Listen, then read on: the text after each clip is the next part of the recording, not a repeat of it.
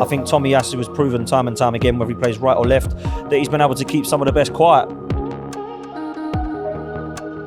Zinchenko going forward, I think he's slightly better. And I do think, given that we're likely to have a lot of the ball Sunday, I think Zinchenko makes sense.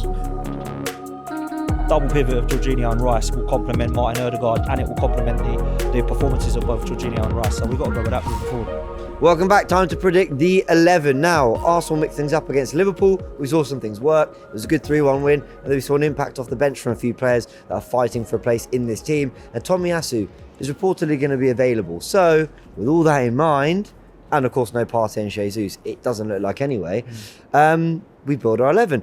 And okay, I'm not going to do the whole who just starting goal. How about we just say Raya's playing, but actually give some credit to him. I thought, apart from the mix-up with Saliba, which I think you can put on both and whatever, I think he's starting to come into his own, David Raya.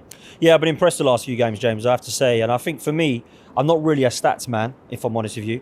But in terms of how we have scored, or at least created some of our chances and scored some of our goals, David Raya has been a big part of that of late. You know, with the quick throws that he's been actually seeing, his vision, his kicking's definitely looked to be better. And I think when you look at his kicking, everyone was like, that. You know, a couple of times he's messed it up. That's why we bought him over Ramsdale. Everything that he was doing was magnified. I actually feel a bit sorry for the lad, if I'm honest, because he's come in as a number one and not really anybody has wanted to see him in goal. And that's hard for him. You know, he's there and he's thinking, I'm still not really an Arsenal player yet properly, but I'm doing all I can. And of the last few games, mate, he's really stepped it up. And, you know, he's made some good saves. He's been more commanding of his area. He's collated it when he needed to. And I think some of his quick thinking has definitely allowed us to be threatening on the break. So, yeah, fair play to him. I think Dan summed up perfectly there. Yeah, I think he has. I think that whole goalkeeping issue now is starting to become redundant. Yeah. Raya is seemingly in situ as a number one. And personally, yeah, let's crack on. I mean, I do think, though, for the goal, Liverpool's goal, I do think he could have done better there. I mean, it was a bit of a mix-up, bit of a comedy of errors. But at the end of the day, you got the gloves. You're supposed to command that area. Saliba was trying to pin the attacker, so he should have come out and got it. That being said, you're right. His distribution in the game is very good. And yeah, I've got no problem with him starting. Yeah, you know, you've all mentioned cross-collecting there. I just think there are times the ball goes into the box and my instinct is to go, don't come out for this. But then he grabs it cleanly. Forget the punch, forget making a mess of it. He's grabbed it cleanly and then we're on the break. And there are a few times with Martinelli, Havertz in the Palace game, Jesus in the Palace game, moments where that distribution has come through. So I'm glad we gave a little bit of time to him today because I think he deserves it and he's doing well. Like you said, I actually feel sorry for him too, even though I have been one of the many saying play Ramsdale because my thing has just been give it to the person who looks best. And I hadn't seen anything from Raya that I hadn't seen from Aaron Ramsdale. And I knew the heights he could get to, but now he's getting into that. And we know what he did at Brentford last season. So big up David Raya and good on him. We built our back four and I don't think anyone's going to do anything differently with White, Saliba, Gabriel, right? We're not going to do anything differently there. Okay, so left back and the options are... I just want to say though, shout out to Ben White because... a few weeks back, there was more than a few people starting to look at that position with an element of justification. He weren't at his best, but nevertheless, there were some people saying, look, you know what? He's not performing. But the last few weeks, since the break actually, he stepped up and he's looked really good. So shout out to Ben White. Yeah, I totally agree. I think the Dubai trip was big for him. I think a lot of players look like they just need... You know what I mean?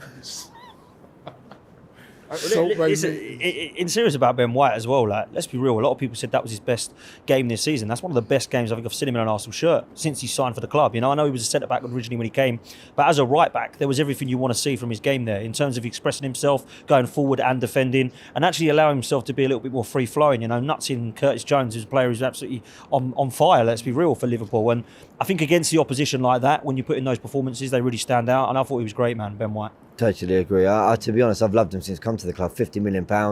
Yeah, has he always been perfect? No. But I think he's starting to look more and more like George Michael every time I see him. I mean, I've not noticed that personally, but that's a Laurie thing. But, you know, now you've said it, I can see it. I mean, you know. No, but it didn't come to my head. In terms of his performances on the pitch, he is nailing it. He's doing really well. That's the important thing. All right, over to left back. 3 options potentially or semi-confirmed. You know, Kivior, one of them. Good second half against Liverpool. Tomiyasu, we touched on this in the preview, but Tomiyasu, who's available, and Zinchenko on the ball. We know what he gives us, but is he injury prone? Well, he is a little bit injury prone, but is he available? Potentially another calf issue been rumoured. At the time of recording, we don't know 100%. Let's assume everyone's fit. Your guy is? Tomiyasu. Okay. For this game. And I think Yeah. what I like about it is his one-on-one defending. I think his aerial ability, as I said previously, is probably the best at the club. And I just feel that Kudus up against Zinchenko could have his number. Yeah. I think Tomiyasu has proven time and time again, whether he plays right or left, that he's been able to keep some of the best quiet, Mo Salah being one of them, for example. So I think if we're looking at Kudus against somebody, I think Kudus would rather come up against Zinchenko personally. And I think Tomiyasu could have his number, man. So I'm going Tommy. I have to say I agree. We haven't seen him in an Arsenal shirt for a while because remember he didn't even start the Fulham game. He came on. That was just back from injury before he went to the Asia Cup. That was New Year's Eve. But then, of course, the Wolves game he got injured in, and that was early December. So we haven't actually seen him start a game for Arsenal in a long time. So chucking him in, does that make a lot of sense? I mean, Yeah. I agree with you, but I'm hesitant. Me too. Listen, I'm not devaluing anything you've just said there. All No, makes I agree with sense. However, I do think that the fact that he's been at the Asia Cup, not started a game for Arsenal in weeks now, we've got this game coming up we need to win. Zinchenko going forward, I think he's slightly better. And I do think, given that we're likely to have a lot of the ball on Sunday, I think Zinchenko makes sense for me. Okay, let me push you then, because I think Tomiyasu, but a lot of that's driven by the fact that I don't think Zinni will be available. So if it's Tomiyasu or Kivior, where are you going? I would have to go Tomiyasu. Okay, fair enough. No disrespect to Kivior. It was a good appearance from Kivior against Yeah, but Liverpool. I think Tomiyasu would be my replacement. Okay, fair enough. We're moving to midfield now. Without getting too, bogged down in the tactics of it all, I found it really interesting against Liverpool how Jorginho didn't just come in and play as, the defensive midfielder, the number 6, whatever word you want to use. It's actually that he was given a little bit more freedom to roam. He was able to get forward a bit more. And it was actually Rice sitting. So Rice kept his position, at the tip of that triangle, Saliba and Gabriel, which was great to see. We didn't compromise on that. We still got Jorginho in the team. At times, they were double pivot, the two of them sitting together. It was tactically quite fascinating. But it feels like Arteta's done this where Sevilla away, Newcastle away, Chelsea away, City at home, Liverpool at home, Jorginho is going to play. But then actually, when we're playing teams that, I think this is a difficult game, but maybe he'll feel we're going to have more of the ball, we need a little bit more invention. Maybe he turns to a Smith Rowe, maybe he turns to a Havertz in midfield. But I just feel like that would be a little reckless considering how well we just played against Liverpool with Jorginho inside. Listen, a lot of things I learned from the weekend about his midfield. Mikel Arteta deserved a lot of credit because I don't think anybody saw it coming. And when Jorginho was being put into there, everybody thought he'd be the number 6. Declan Rice would be bombing it forward as the 8. And he didn't do any of that. He took a double pivot, which absolutely complemented the trio. It's the best midfield trio we've had this season, in my opinion. I agree. And I don't think that we should be, I think it'd be foolish, in fact, to disrupt it. And it stops the question of who's going to play in the 8. Is it going to be Havertz? Is it going to be Smith Rowe? Is Vieira going to come back into the mix? Is Declan Rice going to be pushed forward? Stops all that. And I think it complemented Martin Odegaard's performance. I thought the press was fantastic. He was more in a natural number 10 type position. And for me, it would be really silly to drop one of the players back into that 8. Kai Havertz being the one that everyone's talking about. I don't think he's a midfielder, which we'll come on to, I'm sure, in a minute. But for me, it would be foolish to go back to that, I think. And listen, people might think that's harsh on Emil Smith Rowe because I thought he looked quite sharp and had glimpses of a good performance against Nottingham Forest. We haven't seen him again since. But for me, double pivot of Jorginho and Rice will complement Martin Odegaard and it will complement the performances of both Jorginho and Rice. So we've got to go with that moving forward. Yeah, that's my midfield theory. I agree with all that. Yeah, listen, last week, Jorginho for me was man of the match. Now, he's done more than enough to keep his place for this weekend. And again, I would be shocked if the manager made a change there, given what he did last week. And like you said, the way he complimented Declan Rice and the rest of the midfield, got to start for me. Dan, amongst all the great content you're making, you did a Let's Talk About Jorginho quick vid as well. I mean, this was a sign in that he came in for 12 million. I think that's what maybe made Arsenal fans stomach it a little bit was, okay, for 12 million, we'll see. But we weren't impressed with that much he'd done at Chelsea. All right, won the Champions League and achieved some great things. But his out-and-out performances every week weren't 100% sure. Didn't know if he complemented our midfield. He didn't feel like a Partey number 2.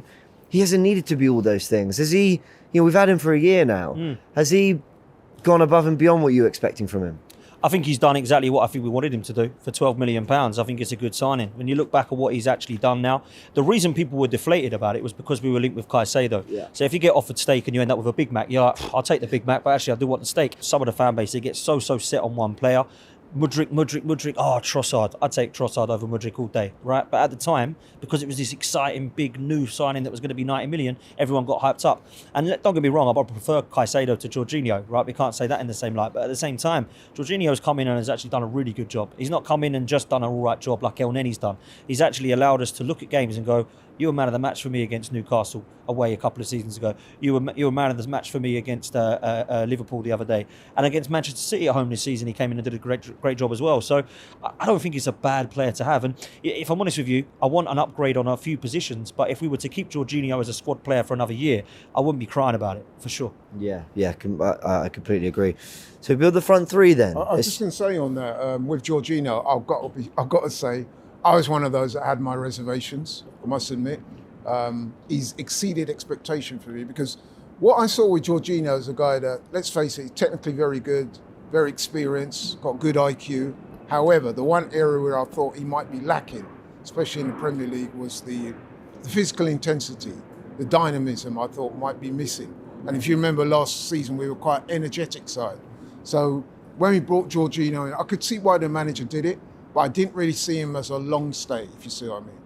But to be fair to him, man, every time he's played, he's pretty much done his job. And last weekend he was outstanding, and so I've got to give him credit for that. To be honest, I didn't think he would have as much effect as he has done.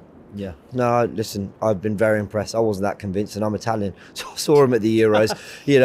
I should have been the one saying, no, but he offers this and this, and I really wasn't that convinced. He's been brilliant. We brought our front three. Now we know Jesus is likely unavailable, and even if he is fit, I don't think he's going to start. So Havertz probably starts up top. I know that there'll be people in the comments saying, James, you're a hater. What more does Kai have to do? And I'll say, well, I need to see a little bit more on the ball, because you know what? I'm actually going to be totally fair.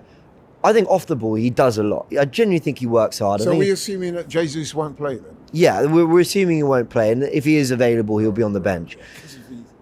Yeah. Jesus is playing then, yeah, for me, he would start. I mean, off the ball, right, there was a clip that did the rounds on socials, and it might seem a small thing, but it was when Odegaard pressed late in the second half, and what it did was it opened the pitch up. So Havertz dropped all the way back into midfield to chase the player. He ended up at right back, and then when the ball comes into the box, he's headed out from a centre-back position. Like, his understanding for where to be, what to do tactically, covering players, his work ethic, I don't question any of that. But I need a little bit more on the ball. The person who does give us that real quality on the ball is Trossard. And again, he's come off the bench, had another really good performance. I think if you're trying to break a team down, Trossard, and I've said this time and time again, Trossard is the guy who does that. He is the one touch, the little 1-2s in around the area, the drop of the shoulder, put it in the top corner. He's got that more than maybe any of our front three options. And if Kai starts, I won't be disappointed, because I'll give him credit for what he did tactically against Liverpool and the hard work, and he showed some decent stuff on the ball. I just think Trossard's the answer for me, but I think Kai will start. Listen, it's a difficult option now, and it's a good option to have for Mikel Arteta, because if Jesus is fit, you probably do start him. You've got the option of Kai Havertz now. He's just had a really good game against Liverpool. And Trossard in the false nine is something I've been crying out for a long time, because I do think it works, and I think it complements Martinelli and Saka as well. I totally agree. I think the Craven Cottage performance of last season, where we got 3 assists in the first half, he played a false nine. Got player of the month in March. We didn't really see him again in April, May. And I thought that was really harsh, if I'm honest, on the manager to do that to him, because I didn't think he deserved that, personally. The reason he's starting to prove right as to why he's not playing him in false nine is because he's bringing him on the left and he's scoring and performing. And he's more of an impact sub than we've got. He's probably one of the best ones that we've got, Leandro Trossard. And I think that's what Mikel Arteta sees him as now, is a bit of an impact sub. Whenever he started him on that left, it's not quite been the same. And I think the performance at Goodison Park, he come on and he scored. He's obviously done the same thing now in a couple of games of late. And at Liverpool, I thought he was great when he came on. So I've started to look at that performance. I think the Nottingham Forest performance as well, when he came on, I thought he was really experienced and really calm, cool head. I thought that was excellent. Yeah. So I think he's now starting to we're now starting to see why he's not playing him in that false nine. I would play Kai Havertz in this game. It's mad for me to say that of the last few late, but what I will say is everything that he has done that has been good in an Arsenal shirt, which hasn't been amazing, but the glimpses that he has come in that position or around that side of the pitch. I don't like him in this left 8 position. I don't think he's a midfielder. I think everything that you look at Kai Havertz highlight reel this season, goals against Luton, goals against Brighton, last minute goal against Brentford, it's all come from the final third. When he's come on and has been that kind of different dimension centre forward, he's created something, whether it be the goal against Man City, which he creates and been a massive part of, to the layoff to Martinelli. everything that he's done, that you think, actually, that weren't so bad, has come up the top of the pitch. And I think that needs to continue. And also, he's a confidence player. It would be very harsh now to drop him after a performance that he has actually had half a decent game in, to go, yeah, that was good, but it's still not good enough. You're now dropped. So I think we need to be careful with this one. And Kai Havertz gets the nod for me in this game. I totally agree. Is that with Saka and Martinelli either side as well, yeah? Yeah, listen, I think Saka and Martinelli are starting to come into their own. And I think the style of play has definitely improved in the last couple of games, whether that's the change from Dubai. But Saka and Martinelli are a massive part of that, so of course they start. Yeah, agreed. And your front three? I can see that. Let me throw something into the mix, though. How about Eddie starting up? I knew this was coming. Do you know what? Thanks for watching, everyone. Been an absolute pleasure.